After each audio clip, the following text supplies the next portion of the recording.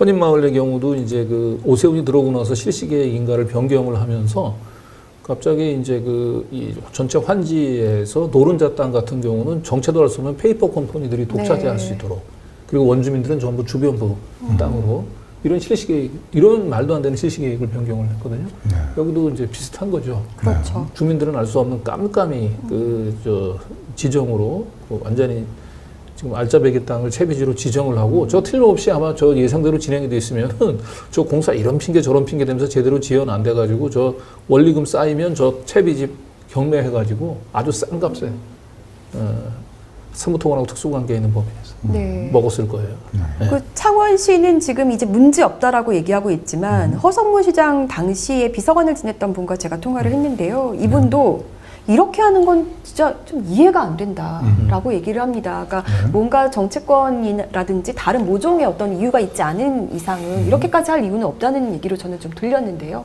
들어보시죠. 네. 여기 사실 인간하지 않은 채비지로 이제 담보대출까지 해준 거에 대해서 문제를 제기하고 계시잖아요. 아시죠?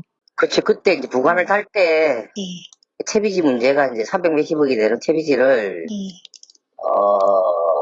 담보로 해서 하는 거는 맞지 않다 해서, 아마 부관에 그걸 못하게끔 막아놨을 건데요. 그래요. 근데 그걸 풀어주려고 이제 뭐 하는 거였고, 그래서 그거는 뭐 제 개인적인 의견입니다만 좀 과도하지 않나 이런 생각은, 그걸 풀어준다는 게 사실은, 일방적으로 한쪽에 손해를 줄 수밖에 없는 상황인 걸로 이해가 되는데, 굳이 그렇게까지 해서 그걸 왜 풀어주려 하는지는 지금 행정부, 그러니까 차원시의 집행에서 왜 그렇게까지 하는지는 이해를 잘 못하겠어요.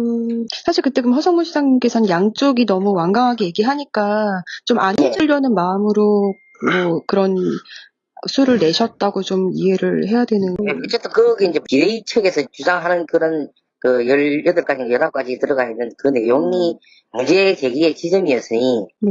그것을 해소한다면은, 이렇게 이제 일을 하면 될 것 같고요. 그러니까 그 문제를 해결하지 않으면 어쨌든 못 해준다는 얘기였던 거. 그렇죠. 이게 사실은 근데 창원시랑 지금 행정소송도 진행이 되고 있잖아요. 애초에 뭐 동의서를 좀 위조했다 이런 얘기들이 걸려 있어서 당시에 사실 허성무 시장님 입장에서도 좀 난처하신 건 좀 있었을 것 같긴 하거든요. 굉장히 시끄러웠던 걸로 제가 기억을 하고요. 네네네. 그거를 재판, 이게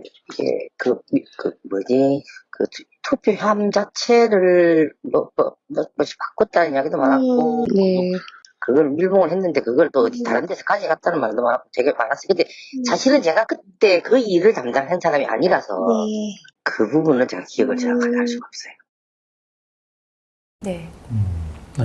네. 이제 결국은 승인이 나서 채비지를 조합원들한테 제대로 알리지도 않고 굉장히 지가가 높은 곳에 형성을 했다라는 얘기도 있지만 사실 여기서 또 한 가지 또 짚어볼 지점은 이미 채비지가 정해지지도 않았을 때부터 이거를 담보로 해서 대출을 받았다는 얘기가 이제 뒤에 나올 거거든요. 네. 근데 어쨌든 이제 허성무 시장 입장에서는 이제 고민이 될 수밖에 없을 것 같긴 해요. 이제 이 조합원들 중에서 또 뭐 숫자적으로 이거 빨리 어떻든 뭐 채비지 지정하는 절차가 불법이고 어떤 구간에 빨리 사업을 빨리 지정을 해서 나는 땅을 팔고 가겠다고 하는 사람들도 있으니까 선거를 앞두고는 이제 그런 사람들의 이제 압력을 사실 무시할 수가 없죠. 예, 그런데 이제 불법적인 이런 절차를 이제 뻔히 알고도 이걸 특히 그 채비지를 담보로 대출받는 건 굉장히 큰 위험성이 있으니까 그런 리스크를 이제 좀 해지하는 19가지 조건을 붙여서 네. 사실상 그러니까 이거는 허가를 형식적으로 허가를 내주긴 했지만 못 해준다는 얘기 못 해준다는 얘기 한 거예요. 그러니까 나름대로 안전장치를 걸어서 허가를 내줬다 이렇게 보면 될 것 같아요. 그렇죠. 그 문제를 해결하면 해주겠다는 거니까 근데 그 문제를 해결 안 하면 못 해주는 거잖아요. 그렇죠. 그런데 이제 시장이 바뀌어서 네, 이런 일이 벌어진 건데요. 네. 이게 사실은 가장 큰 문제는 제가 볼 때 뭐가 문제인 것처럼 보이냐면요. 여기가 아까도 말씀드렸다시피 시행 대행사와 이 조합 관계자들이 이미 짬짬이가 있었다는 거잖아요. 뇌물이 오고 갔다는 거잖아요. 이게 지금 2021년 10월 22일에 창원지방 법원의 판결문인데요. 여기 지금 가가 조합장, 나가 조합이사, 다가 조합감사, 그리고 라가 지금 시행대행사인 일봉도시개발 대표입니다. 이 사람들이 다 배임, 수재, 뇌물수수, 뇌물공여 이런 걸로 다 지금 실형이 나왔어요. 여기 보시면 피고인 조합장에게 징역 6개월에 피고인 이사에게 징역 1년에 벌금 1,400만 원, 그리고 피고인 감사에게 징역 2년 6개월에 벌금 3,300만 원, 피고인 시행대행사 대표에게 징역 1년에 6개월에 각각 처하는데 단 집행유예가 떨어졌어요.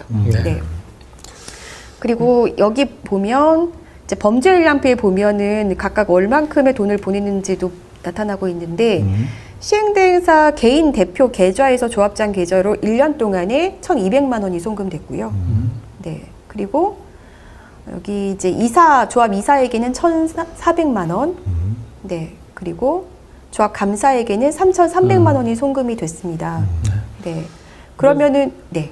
그러니까 이제 시행대행사는 사실은 조합원들을 위해서 일을 해야죠. 조합을 네. 위해서. 네. 그런데 지금 사실상 시행대행사 제가 볼 때는 삼부토건을 위해서 일을 하는 사람들이에요. 그러다 보니까 시행대행사가 어쨌든 좀 조합을 매수를 해야 되는 것 같고. 아니 여기는 이 돈을 지금 지급한 시점은 네. 삼부토건과 계약을 맺기 전에 그러니까 그리고 맺기 전에. 본인들이 시행대행사로 들어가기 위해서 시행대행사로 네. 들어가기 위해서. 그러니까 이렇게, 삼부토건 입장에서 자신의 이제 그 입장을 잘 들어줄 이제 시행대행사를 하나 지정을 하고 이 시행대행사를 꼽기 위해서는 조합 간부들을 매수해야 되잖아요. 그러니까 제가 볼 때는 저건 시행대행사 뒤에 저는 삼부토건이 있었을 가능성이 매우 높다고 봅니다. 이미 있었을 수 있다. 삼부토건이 이제 시행대행사 자기 수족과 같은 시행대행사를 지정하기 위해서 조합 간부들을 매수하려고 시행대행사를 통해서 돈을 줘서 그 조합 간부들을 매수한 게 아닌가. 그리고 실제로 그 뒤에 네. 결국 조합이 삼부토건을 이제 그 시공사로 선정하기 위한 수의계약을 이런 걸 다 진행을 그렇게 했던 거 아닙니까? 네. 차근차근. 네. 사실 저도 이제 그 부분이 의심이 돼서 좀 여러 가지로 질문도 해보고 취재도 해봤는데 아직 거기까지 뚜렷하게 잡히는 건 없지만 의심이 근데 그 많이 부분도 의심이 사실 되죠. 냄새가 많이 나죠. 왜냐하면 네. 그 전 조합장 박모 씨와 일봉도시개발 뇌물수수와 뭐 뇌물공여 건으로 문제가 됐는데 저는 조합장이 바뀌고 나서도 그 이제 이분들이 시행대행사라든지 시공사 자격을 유지하는 것도 굉장히 신기하고요. 그리고 정말 이것 때문에 문제가 된 시점에 왜 급하게 시공사 선정을 서둘러서 했나. 그것도 수의계약으로 삼부토건을 했나. 이게 굉장히 좀 궁금했어요. 그래서 그게 이제 왜 서두를 수밖에 없냐면요. 이제 조합 돈을 받은 시행대행사로부터 돈을 받은 조합 간부가 실형 선고가 확정이 되잖아요. 네. 그러면 조합원 자격 박탈이 돼요. 조합 간부. 그쵸. 그러면 더 이상 이제 그 조합 간부로서 그 삼부토건하고의 계약을 체결하는 일을 못 하잖아요. 그러니까 자기가 이제 실형 선고가 이제 유죄가 나기 전에 자기가 자격이 있을 때 조합 간부로서의 자격이 있을 때 서둘러 삼부토건에 이제 약속됐던 수의계약을 이제 그 선물을 해주기 위해서 서둘렀다고 봐야 되겠죠. 야, 그 강진구 기자님 이게 네. 이 내용을 오늘 그 굉장히 오랫동안 네. 그 보신 것처럼 얘기를 하시는데 이거 헌인마을 때하고 지금 비슷해서 그런 너무 거죠. 비슷해요. 네. 그러니까 지금 뭐냐면 네. 저도 지금 들으면서 좀 놀라운 게 지금 이제 권지현 기자가 주로 취재를 했고 강진구 기자는 오늘 이제 설명을 이제 듣고 같이 오늘 해설을 위해서 참여를 하셨는데 이 내용을 실제로 취재하신 분처럼 설명을 하고 있길래 내 손바닥에 있다. 네, 구조가 이런 거요? 비슷하거든요. 헌인마을하고 너무 비슷해서 그런 거죠. 네, 네. 수법이 비슷한 겁니다. 네. 근데 아마 시청하시는 분들도 맞아 환지게 저런 거 많이 들었어 내가 이런 분들 많으실 것 같아요. 네. 그래서 제가 전 조합장, 현 조합장에게 다 전화를 해봤는데요. 지금 조합장들은 전화를 다 피하고 있습니다. 네, 전 조합장은 제가 이제 제 소개하고 첫 질문 나오기가 무섭게 전화를 끊어버리고 연락을 받지 않고 있고요. 현 조합장도 마찬가지였는데요. 네, 한 번만 한번 들어보시죠.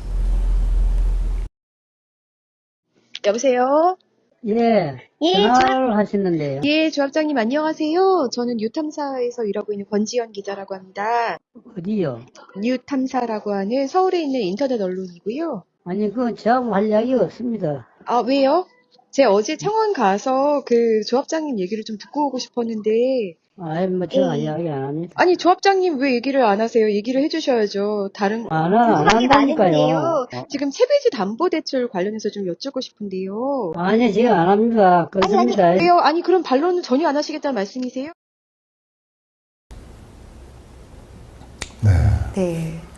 이렇게 연락을 조합장. 끊어버렸습니다. 네. 네.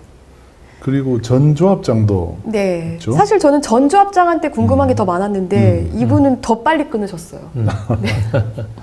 네. 네. 얘기 안 할란다. 네.